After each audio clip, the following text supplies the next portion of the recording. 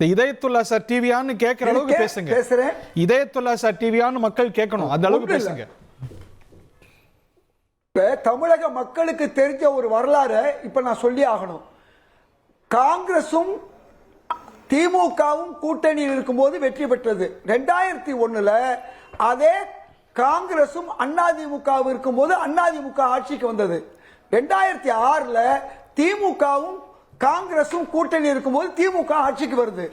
2011 14 2Gங்கிற பிரச்சனை வந்ததுனால ரெண்டு கட்சிக்கும் பின்னடைவு. 2014 காங்கிரஸ் திமுக கூட்டணியில் இருந்தா கூட்டணி இல்லைன்ற நிலையில ரெண்டு பேருமே ஜீரோ தான். நல்லா புரிஞ்சுக்கங்க, திமுகவும் அன்னைக்கு ஜீரோ, காங்கிரசும் ஜீரோ. ஆனா இதை உணர்ந்த தலைவர் கலைஞர் அவர்களும் திரு ஸ்டாலின் அவர்களும் 2016க்கு பிறகு ஒரு கூட்டணியை உருவாக்கினார்கள். இந்த காம்பினேஷன் என்பதனாலதான் தொடர் வெற்றி வந்து கொண்டே இருக்கிறது இந்த கூட்டணிக்கு. இன்னொரு விஷயத்தை புரிந்து கொள்ளணும், 25 சீட்டு வாங்கினா 5% தான் எடுக்க முடியும், அதுக்கு குறைஞ்சுதான் எடுக்க முடியும். அதே பார்லிமெண்ட்ல 10 சீட்டு எடுக்கும் பொழுது நாங்க 10% கிட்ட வாங்கினோம். நல்லா யோசிச்சு பாருங்க, 63 சீட்டு இருக்கும் போது அதே 10% மேல எடுத்தோம்.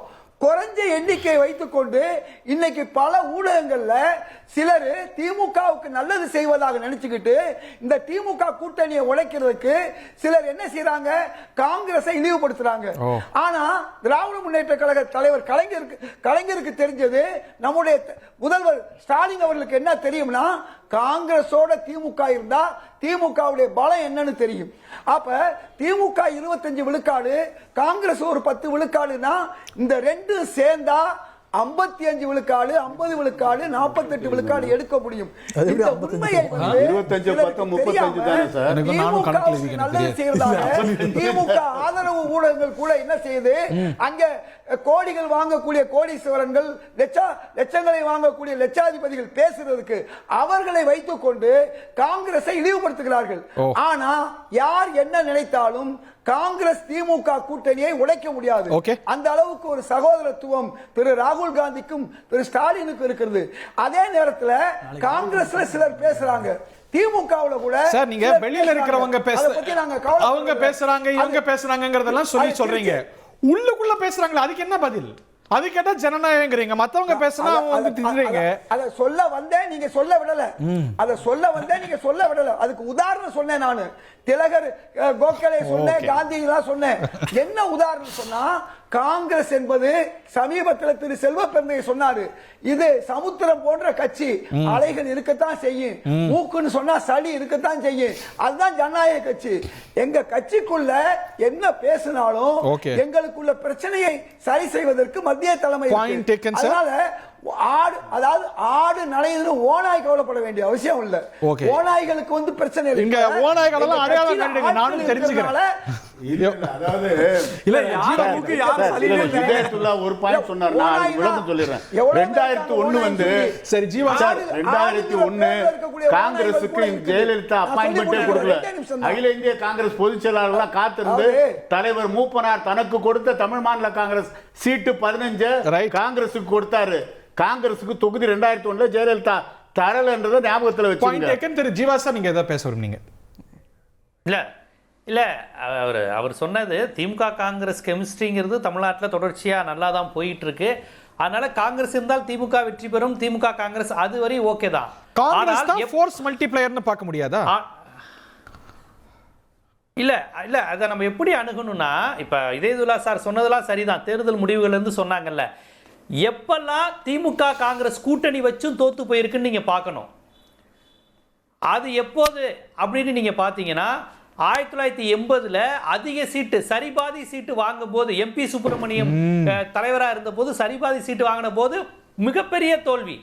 அதே மாதிரி 2011 அந்த காங்கிரஸ் மிரட்டி ஸ்பெக்ட்ரம் இந்த இஷ்யூல 63 சீட்டு காங்கிரஸுக்கு அதிகமா கொடுத்த போது படுதோல்வி. அப்ப காங்கிரஸுக்கு அதிகமான அளவுக்கு மீறி வாங்க கூடாதுங்கறார். நீங்க நீங்க திமுகவுக்கு ஆதரவா பேசுறதாக திமுகவுக்கு எதிராக பேசிக்கிட்டு இருக்கீங்க. தயவு செய்து கொஞ்சம் நீங்க கேளுங்க. அதிகமா காங்கிரஸ் கொடுக்கல. அதாவது இது தவறான கருத்து. அப்ப திமுக எத்தனை இடத்துல ஸ்ட்ரைக் சொல்லுங்க சார். அதனால புரிஞ்சுக்கோங்க. தயவு செய்து காங்கிரஸுக்கு சிட்டு முடிக்காதீங்க. நீங்க பேசுங்க. காங்கிரஸ் இழிவுபடுத்தாதீங்க. நீங்க நல்லவரே, நீங்க சொல்றீங்க நல்லா பேசக்கூடியவரே. காங்கிரஸ் நீங்க சார் அவர் வரலாறு தான் சொல்றாரு. முடிச்சிட்டோம், பேசி முடிச்சிட்டோம். கேட்டுப்போம். நான் வரலாறு ஐயோ சார் நான் என்ன சொன்னேன்? திமுக வரலாறு சொல்லி இல்ல சார் ஒரு உங்க வரலாறு இல்ல ஒரே நிமிஷம் சார் ஒரே நிமிஷம் இல்ல சார் திமுக இல்ல ஒரு நிமிஷம் இருங்க. நான் வெளியதா சார் கேட்க பேசுறேன். ஸ்டாலின் அவர்கள் ஜீவா சார் பேசுறது கேட்டுட்டு வந்து வரேன் சார். இதே துலா சார் நான் மறுக்க வாய்ப்பு தரேன். ஜீவா சார் பேசட்டும். அவர் ரொம்ப நேரமா பேச. சரி ஒரு நிமிடம் இருங்க சார். அதாவது திமுக காங்கிரஸ் வந்து பாசிட்டிவான கெமிஸ்ட்ரின்னு சொல்லி தான் நான் ஆரம்பிச்சேன். ரெண்டுக்கும் நல்ல கெமிஸ்ட்ரி இருக்குன்னு சொல்லி தான் ஆரம்பிச்சேன். ஆனால் நான் தொடக்கத்திலே சொல்றேன், தமிழ்நாட்டை பொறுத்தவரையும் தேசிய கட்சிக்கு அதிக சீட்டு கொடுக்கிறதுங்கிற கான்செப்ட் இயல்பாகவே தோல்வியில தான் முடியுது. அது வந்து 80ல சரிபாதி சீட்டுன்னு சொல்றப்ப மிகப்பெரிய தோல்வி. அதுக்கு முன்னாடி கொஞ்சம் நேரம் நாடாளுமன்ற தேர்தலில் இந்திரா காங்கிரஸ் கலைஞர் மிகப்பெரிய வெற்றி. ஆனா சட்டமன்றத்தில் சரிபாதி சீட்டு பிரிச்ச உடனே படுதோல்வி. 2011 அதான் நடந்துச்சு. ஆனா 25 சீட்டு நீங்க வாங்குறப்ப எல்லா சீட்டுமே கிட்டத்தட்ட வெற்றி பெறுறீங்க. அதைத்தான் சொல்றேன் நான். அதாவது அதிகப்படியான சீட்டுங்கிறது இங்க டோட்டலா எல்லாருக்குமே ஃபெயிலியர் ஆகுது. இப்ப 63 சீட்டு காங்கிரஸ் வாங்குனாங்கல்ல, அதிகப்படியான சீட்டு 5 சீட்டு தானே ஜெயிச்சாங்க. 5 சீட்டு. அதாவது அப்ப நீங்க யாரை கேள்வி பண்றீங்க? நீங்க யாரை கிண்டல் பண்றீங்க? தலைவர் கலைஞரை கிண்டல் பண்றீங்க. தலைவர் ஸ்டாலினை நீங்க கிண்டல் பண்றீங்க. அதாவது அதிக சீட்டு கொடுத்தது, அதிக சீட்டு வாங்குனது சொல்லி பேசுறீங்க. இருங்க காட்டி மிரட்டி வாங்குனீங்கன்றாரு. சீட்டு கொடுத்தப்ப எத்தனை சீட்டு ஜெயிச்சாங்க? என்ன சார்? இல்ல சார் 63 சீட்டு 63 காங்கிரஸ் கொடுத்ததனால திமுக அதிகாரத்துல வர முடிச்சா? கொஞ்சம் யோசிச்சு பேசுங்க சார். திமுக காங்கிரஸ் கூட்டணி சரியா இருக்கு. காங்கிரஸ் எத்தனை இடத்துல வந்துச்சு சார்? 63 கொடுத்து 5 சீட்டு தான் சார் வாங்குனீங்க. இல்ல சார் அதுக்கு சார் இதே துலா சார் கேக்குறது ஜீவா சார் அதனால அது காரணமாக்கிட முடியுமா? திமுகவுடைய ஸ்ட்ரைக் ரேட் என்ன? காங்கிரஸ் அது வந்து ஒட்டுமொத்த எலெக்ஷன் வேற காரணங்கள் மொமெண்டம் அதெல்லாம் தான பார்க்கணும். வெற்றி பெற முடிந்ததா? ஏன்னா எப்பவுமே ஜீவ சகாப்தன் இந்தியா கூட்டணிக்கு ஆதரவா பேசக்கூடியவர். அதே நேரத்துல வந்து நீங்க பேசும்போது திமுகவை உயர்த்தும் போது காங்கிரஸை தாழ்த்தி கொண்டு பேச வேண்டாம் தான் நான் சொல்றேன். நான் தாழ்த்தலையே சார், யதார்த்தத்தை சொன்னேன் சார். நான் மீண்டும் சொல்றேன், திமுக காங்கிரஸ் கூட்டணி பாசிட்டிவ் கெமிஸ்ட்ரி. கன்னியாகுமரியில காங்கிரஸ் எல்லாம் தீர்மானிக்கிற சக்தி. தலி குடியாத்தம் போன்ற பார்டர் பகுதியில் காங்கிரஸ் வந்து திராவிட கட்சியிலுடைய இதா இருக்கு. ஸ்தாபன காங்கிரஸ் ஏரியாலாம் இருக்கு. நான் அதை மறுக்கல. ஆனா தேர்தலில் கணக்கு தான் சார் முக்கியம். தேர்தலில் அர்த்தமெட்டிக் தான் முக்கியம். அந்த அடிப்படையில் தானே மக்கள் பார்க்குறாங்க. உங்களுக்கு இப்போ நீங்க 63 சீட்டு வாங்கி 5 உங்களுக்கும் நட்டம் தானே சார்.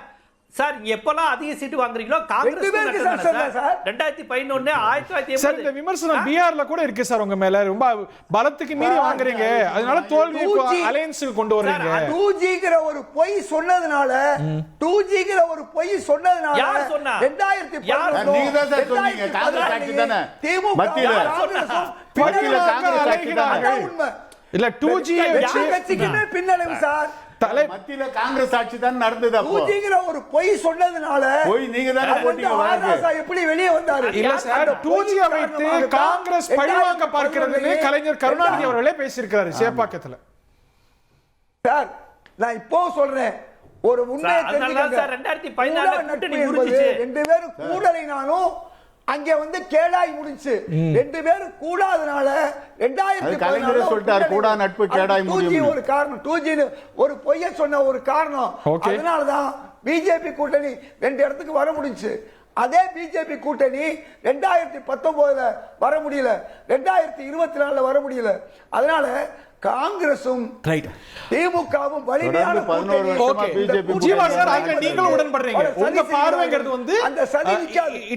இட் இஸ் வந்து ஒரு வின்னிங் காம்பினேஷன், நல்ல கெமிஸ்ட்ரி உள்ள கூட்டணி. ஆனா அளவா இருக்கணும், அவர்களுடைய பலத்துக்கு ஏற்றார் போல சீட் ஷேரிங் இருக்கணும் நீங்க கருதுறீங்க. அளவை தீர்மானிப்பது யார் சார்? சார் இப்ப இதே போல சார் அப்புறம் நிஜமாவே இதே போல சார் டிவி சொல்லுவாங்க. ஜீவா சார் பேசட்டும் கொஞ்சம்.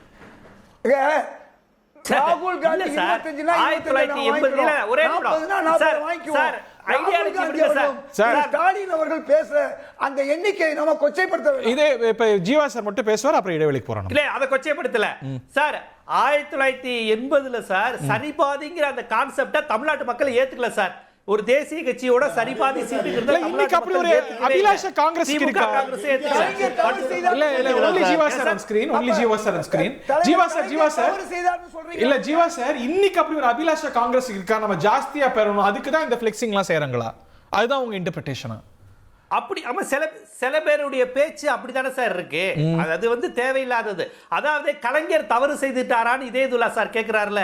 கலைஞரே நெஞ்சுக்கு நீதி புத்தகத்துல 1980 தவறு செஞ்சுட்டேன்னு அவரே சொல்றாரு. இந்த கூட்டணியினுடைய தோல்வி என் கண்ணுக்கு எதிர தெரியுதுன்னு நெஞ்சுக்கு நீதியில கலைஞரே எழுதியிருக்காரு. 1980 எம்பி சுப்பிரமணியம் கலைஞருக்கு எதிராக தான் செயல்பட்டாரு சார். எம்பி சுப்பிரமணியம்ல இவர் இளைய பெருமாளுக்கு அப்புறம் வந்தார். அவர் கலைஞருக்கு எதிராக செயல்பட்டார். காங்கிரஸ் கமிட்டி தலைவர் கலைஞருக்கு எதிராக தான் செயல்பட்டார். இதுதான் வரலாறு. அதாவது நல்லா தெரியும். கலைஞர் முதலமைச்சர் வேட்பாளர்னு அறிவிக்கல முதல்ல காங்கிரஸ். மிகச்சிறந்த ராஜதந்திரி டாக்டர் கலைஞர் அவர்கள். ஆனா சந்தர்ப்ப சூழ்நிலைகள் சில நேரங்களில் மாறலாம். அதை வைத்துக் கொண்டு நாம பேச முடியாது. ஓகே, சந்தர்ப்பம் அப்படியே தொடர போகுதா? இல்ல சார், எம்பி சுப்பிரமணியம் கலைஞருக்கு எதிராக செயல்பட்டார்ல 1980 தேர்தல்ல மட்டும் நான் பேசுறேன். இல்ல இப்ப யாரு நடந்துச்சு? அதான் செயல்படுறாங்க. தமிழ் தேசிய கட்சியில இருந்து வந்தவர் சார். இல்ல எம்பி சுப்பிரமணியம் யாருன்னா முனவர் பாஷா இருக்காரு. அவர் சம்பத்தோட ஆளு. எம்பி சுப்பிரமணியம் சம்பத்தோட ஆளு. அவருக்கு கலைஞர் அண்ணா பிடிக்காது. அவர் சம்பத்தோட ஆளு. அந்த பகை இருந்தது, அந்த சண்டை இருந்தது. நான் சொல்லிதான் சார் மூப்பனார் மேம்பாலன் பேர் வச்சார் கலைஞர். அவர் சொல்லிதான் மூப்பனார் மேம்பாலன் பேர் வச்சார் கலைஞர். ஆனால் நீங்க கேக்குறீங்க இப்ப எம்பி சுப்பிரமணியம் இருக்காங்களான்னு. இப்ப எம்பி சுப்பிரமணியமா இல்ல. இப்ப கேக்குறவங்க எல்லாருமே கல்லெறிபவர்கள். ஐடியாலஜிக்கலா திராவிடத்தோட பிரச்சனை இல்ல. அவங்களுக்கு ஒரு கல்லெறிஞ்சு பாக்குறாங்க. ஆனா அது அவங்களுக்கு தான் நட்டமா முடியும். ஓகே.